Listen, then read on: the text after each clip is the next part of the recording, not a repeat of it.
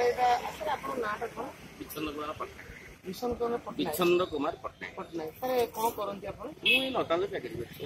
ନତାଲରେ ଆପଣ ଅଛନ୍ତି ସାର୍। ଏଇ ଯୋଉ ଚାଟା ନେଲେଣି ଏଇଟା କେତେ ନେଲେଣି?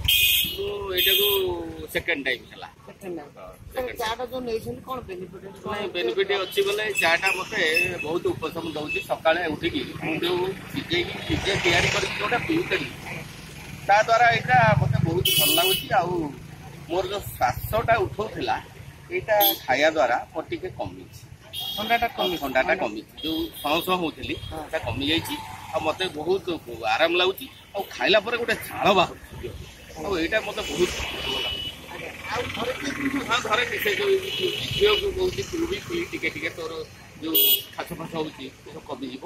ଆଉ ମତେ ସାଟିସ୍ଫାକ୍ସନ୍ ଲାଗୁଛି ବୋଲି ମୁଁ ଆଉ ଥରେ ସେକେଣ୍ଡ ଟାଇମ୍ ନଉଛି। ସାଙ୍ଗସାଥି ଏଇଟା କହିଲେଣି? ହଁ ସାଙ୍ଗସାଥି କଲିକତା ପଠେଇଛି। ଆପଣଙ୍କ ଜିନିଷ କଲିକତା ପଠେଇଛୁ ଦେଇଛୁ। ସେମାନେ ଖାଇକି ସେମାନେ କହିଲେଣି ହଁ ଆମେ ଗଲେ ଆହୁରି ଆଣିବୁ। ଠିକ୍ ଅଛି ଆସ ନିଅ।